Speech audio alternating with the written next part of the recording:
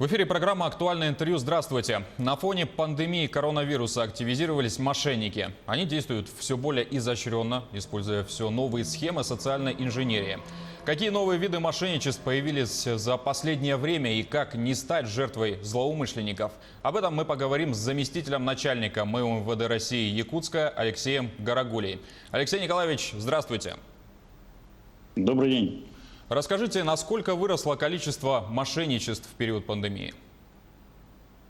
Ну, если говорить с начала этого года, сравнение, да, небольшим, вот по цифрам пройдемся, то всего зарегистрировано по итогам 4 месяцев у нас 395 фактов преступлений с использованием информационно-телекоммуникационных технологий и, значит, с компьютерной связи, да. Вот. Но если их делить на мошенничество и кражи с банковских карт, которые тоже у нас очень много присутствуют, из них, получается, краж с банковских карт зарегистрировано 117 с начала года, а было в прошлом году зарегистрировано всего 76. То и мошенничество зарегистрировано 206, а в прошлом году была цифра 134. Если переходить именно вот в период, как вы говорите, пандемии, да, вот этого периода, возьмем апрель месяц, скажем, апрель месяц, да, прошедший, то за апрель месяц зарегистрировано 110 преступлений подобного рода. В прошлом году таких преступлений на этот период было всего 49. Ну вот и считайте, да, получается, насколько у нас выросло. На 124,5% такой скачок произошел. Вот. В принципе, где-то вот по цифрам так. А какие новые виды мошенничеств появились за последнее время? Ну, по большому счету, если говорить, виды мошенничеств, они, меняются, да, но незначительно. Скажем, они все старое, это хорошо забыто, все новое, то есть это хорошо забытое старое. Вот. И в первую очередь это все сводится к тому, что основной вид мошенничества, или мы его квалифицируем, бывает как кража, это обращение по телефонам к гражданам, звонят, говорят, значит, представляются представителями банка, службы безопасности банка, и при этом значит, пытаются выяснить номер карты, зачастую звонят с одного банка, а выясняют обстоятельства и карты других банков, естественно, код, да, по которому потом все списывают, все денежные средства. Поэтому вот такая ситуация и происходит. Это основной вид мошенничества. Но есть, конечно, за этот период такой новый вид мошенничества, хотя у нас в городе Якутске он еще ни разу себя не проявил, но в России это уже имеет место быть. В сети интернет предлагают реализацию защитных средств, будем говорить, медицинских масок, да, или каких-то других средств для того, чтобы при использовании при этом предоплаты при доставке данных вещей. Ну и, соответственно, если предоплата производится, то никакого обратного эффекта, как говорится, не будет. Вот. Это один из таких в период пандемии, скажем так, имеет место быть. Плюс ко всему, есть момент такой, что согласно указа президента, вы все знаете прекрасно, с 1 июня детям от 3 до 15 лет определенные выплаты назначены, да? Вот. И здесь тоже есть сайт госуслуги. В этом сайте люди регистрируются, ну и, соответственно, заполняют, вносят все свои реквизиты и так далее. Но мошенники уже сориентировались на этот счет и придумали другой сайт. Он аналогичный, практически по названию схож, но есть определенные изменения. Госуслугис. Вот. 3 буквы добавили в конце, и уже совсем иная ситуация происходит. Люди начинают регистрироваться, начинают там давать свои данные, как говорится, да, ну и, соответственно, потом происходит хищение денежных средств. Вот это вот такие 2 вида мошенничеств, которые появились вот в этот период времени. Алексей Николаевич, а если брать соотношение видов мошенничеств, то каких все же больше? Телефонных, в социальных сетях или когда мошенники ходят по домам и лично беседуют со своими жертвами? Нет, вот, допустим, беседы, хождение по домам, такие виды мошенничества, они, как говорится, уходят постепенно в небытие. Их, если они есть, то их, единичные случаи. Все сводится все-таки к дистанционным видам мошенничества. А наиболее эффективный, скажем так, для мошенников, это вид звонков на их, на телефоны граждан. И вот при этом-то наши люди почему-то до сих пор, хотя мы, ну не только наше управление, да, это по всей России проводится очень большой массив профилактических мероприятий, информирование населения, примеры приводим, да, наглядные там, значит, баннеры вешаем там, эти самые. Все это вот, ну, голосовое оповещение в транспорте, в местах массового пребывания людей, что будьте осторожны, значит, не давайте свои данные, не давайте код там никому, никому не давайте. Наши люди все равно страдают в данной ситуации. При звонке, когда идут звонки, люди начинают давать всю полную информацию, в результате чего лишаются своих накоплений. Вот это самый распространенный вид. Хотя он уже давным-давно известен всем, но все равно люди, когда мы начинаем с людьми, они обращаются к нам, и мы начинаем с ними беседовать, они начинают говорить, что они знали, что да, существует мошенничество таким способом, но при этом все равно обращаются, значит, и дают свои данные. Вот такая ситуация. Поэтому в первую очередь это вот такой самый распространенный вид легкого отъема денег у населения. На какие самые крупные суммы обманули якутян мошенники и что этому способствовало, расскажите? Ну, суммы, они колеблются, будем говорить так, что и от 1000, да, людей, и до миллионов рублей. До миллионов рублей. С легкостью люди расстаются со своими средствами. С легкостью. Не думая, ну, о последствиях, бегут вместо того, чтобы как-то выяснить, позвонить в тот же банк сразу, да, потому что на каждой карте у каждого гражданина есть личный телефон банка. Можно сразу прекратить всякие различные разговоры, прервать телефонный разговор этот, обратиться в банк, там, выяснить ситуацию. Нет, они поддаются вот этим уловкам и ухищрениям этих мошенников, которые, конечно, психологически очень хорошо подготовлены, правильно ведут разговор с гражданами и методом убеждения приводят их к тому, чтобы они с ним переводили свои средства или, ну, называли все свои реквизиты банковских карт. Вот. Поэтому суммы, они различные, ну и довольно большие есть. Некоторые люди даже повторно попадались на эти вещи. Суммы где-то по 400, 500, по 700 рублей, ну вот так у них уходили. Хотя ранее они уже были, к нам обращались и возбуждались уголовные дела по их обращениям.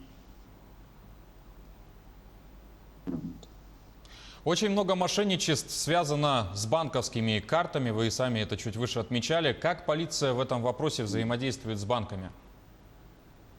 Ну, естественно, с банками мы отрабатываем в плане обмена информацией, мониторинга всех происходящих событий. Сами видите, банки тоже СМС-рассылками занимаются, на всех банкоматах есть предупредительная информация, что не делайте так, не делайте эдак, да?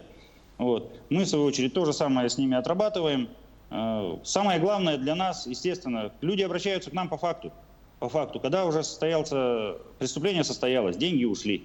Ну, естественно, мы начинаем отрабатывать все возможные варианты, куда ушли деньги, на какие счета они ушли. Ну, без помощи банков, естественно, нам не обойтись. Поэтому мы в этой связи системно обращаемся с запросами, ну и получаем определенные ответы, которые нам способствуют в раскрытии данных преступлений. Вот, в принципе, вот это основная такая вот ситуация нашего взаимодействия. Алексей Николаевич, какие главные советы вы можете дать гражданам, чтобы не попасться на уловки мошенников?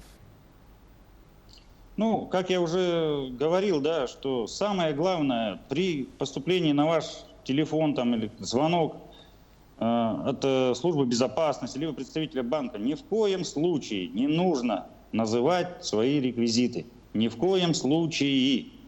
Это уже оскомину, наверное, фраза набила. Не надо ни с кем общаться. Отключайте телефон, не продолжайте разговор. Тем более, если вы его завязали, не надо называть свои реквизиты. Как я уже сказал, после лучше отключитесь и наберите номер банка своего, где вы обслуживаетесь. В данном случае, куда привязана ваша карта. Вот. Но если вдруг что-то даже есть моменты такие, что люди теряют банковские карты, и много есть бесконтактных, да, карт использования. незамедлительно нужно блокировать карту, чтобы не дать возможности лицу, который ее украл, либо нашел, может быть, да, потом снял с нее денежные средства. Карту восстановить всегда проще, когда тем более на ней останутся ваши накопления. Вот. Это основные такие моменты. И не надо никакие вступать в разговоры, задавать вопросы, когда вам звонят. А при случае, если вы какие-то заказы или что-либо делаете через интернет-ресурсы на сайтах, то необходимо, естественно, прежде чем много у нас этих самых сайтов, где по предоплате товары доставляются, тут не надо, тогда надо изучать эти сайты, заходить, интересоваться вопросами, как отзывами граждан, которые, значит, уже когда-либо этот сайт использовали. Ну и, естественно, вы поймете, да, стоит ли вам делать заказ на данном сайте. Вот, это основные такие вот моменты, которые нужно применять в данном случае для граждан, чтобы обезопасить себя, обезопасить своих близких. Необходимо разъяснять, пояснять, потому что категории граждан, которые подвержены данному виду преступлений, они на сегодняшний день разные. Нету такого, чтобы только пожилые граждане. Это все значит, категории граждан подвержены этому виду преступлений. Поделитесь опытом, как в ходе разговора и по каким признакам можно распознать мошенника? Лучше вообще не разговаривать. Лучше вообще не разговаривать, когда заходит в разговор о том, что с вашей банковской карты пытались снять денежные средства. Сотрудники банка никогда не будут вам об этом звонить. Ни служба безопасности, ни сами сотрудники банка не будут звонить гражданам по этим вопросам. Поэтому здесь разговор лучше не продолжать. Сразу. У нас очень много звонков с номеров не только сотовых, да, там операторов, но есть у нас, допустим, скажем так, с номерами, которые, будем говорить так, московские номера, да, вот это вот обычных номеров телефонов, которые не 924, там, 914, эти наши операторов, да, там, или же, в других регионах, естественно, цифры немножко разные. Вот. Здесь тоже разговоры вести не нужно. Если у вас какие-то сомнения возникают, лучше сразу отключаться, не продолжать и просто обратиться в свой банк и, как говорится, выяснить, были ли какие-то вопросы или нет. А если человек уже попался на уловки мошенников, что ему делать в таком случае? Поможет ли полиция вычислить злоумышленников? И самое главное, удается ли вернуть деньги в таких ситуациях? Я скажу так, раз человек сразу попался на данном, у него сняли денежные средства, естественно, он только может обратиться в полицию. Больше ему никто не поможет. Если это произошло мгновенно, то надо звонить в банк, в дальнейшем пытаться заблокировать карту, чтобы остальные какие-то средства не успели снять, может быть, да, хотя деньги снимаются мгновенно. Вот. Только обращаться к нам, и, соответственно, прилагать все свои реквизиты и так далее, для того, чтобы мы более оперативно, скажем так, могли помочь ему в установлении истины и раскрытии преступления, чтобы постараться вернуть. Но это же вид мошенничества такой, что он имеет региональный характер. Региональный характер. В большей степени преступники находятся за пределами, будем говорить, нашей республики. Вот. И денежные средства моментально расходятся по счетам. И нам приходится потом это все отслеживать, отрабатывать, как я уже говорил. И есть, конечно, да, примеры, мы раскрываем преступления, хотя, конечно, их, в данном случае немножко, не так много, не всем удается пока помочь гражданам. Но работу в данном направлении мы проводим, отрабатываем. И, самое главное, нам надо минимизировать данный вид преступления, а это профилактика.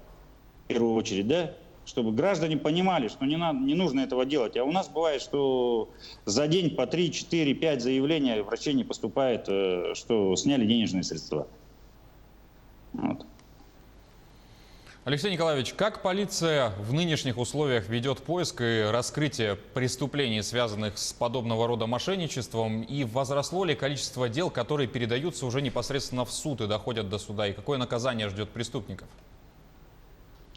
Ну, скажем так, тактику и методику работы я не буду освещать, да. Что, да, действительно, мы работаем, различные есть у нас способы устанавливать преступников, которые совершили данные виды преступлений. Мы это отрабатываем, но в случаях, когда устанавливаем дела в суды направляются, есть, нами задерживались в других регионах группы лиц, которые непосредственно занимались данным видом преступлений, у которых изымалось достаточно большое количество различных карт, выписок по счетам, и определенные суммы денежных средств, конечно, да, чтобы потом как-то возмещение ущерба для граждан, оно первоочередное. Но все равно возместить ущерб не всегда получается, если они не успели использовать эти средства. Но суд выносит свое решение, естественно, принуждение к возмещению ущерба оно есть. А так, в принципе, наказание за данный вид преступления, это, будем говорить, до 5 лет лишения свободы. В основном, практика такая, что где-то суды выносят приговора 3 года, 5 лет, так вот, лишения свободы. И как уже с 2018 года, кражи денежных средств банковских карт с 2018 года, изменения в Уголовный кодекс были внесены, перенесли данную статью за данное деяние в разряд тяжких преступлений. Подразумевалось, что все-таки люди будут остерегаться и лишний раз такими вещами заниматься не будут, это так по-простому сказано, да? Но пока все-таки должного эффекта, я считаю, что здесь нет. Как похищали средства, так и похищали, что оно было небольшой тяжести, средней тяжести данный вид преступления, что он стал в разряд тяжких перешел. В принципе, еще и накладывается штраф на этих товарищей в размере порядка от 100 до 120 тысяч рублей. Алексей Николаевич, спасибо за беседу и удачи вам в вашем действительно нелегком деле. Спасибо, до свидания. О новых видах мошенничества и их профилактике мы говорили с заместителем начальника МВ МВД России Якутска Алексеем Гарагулей. Это было актуальное интервью. Оставайтесь с нами.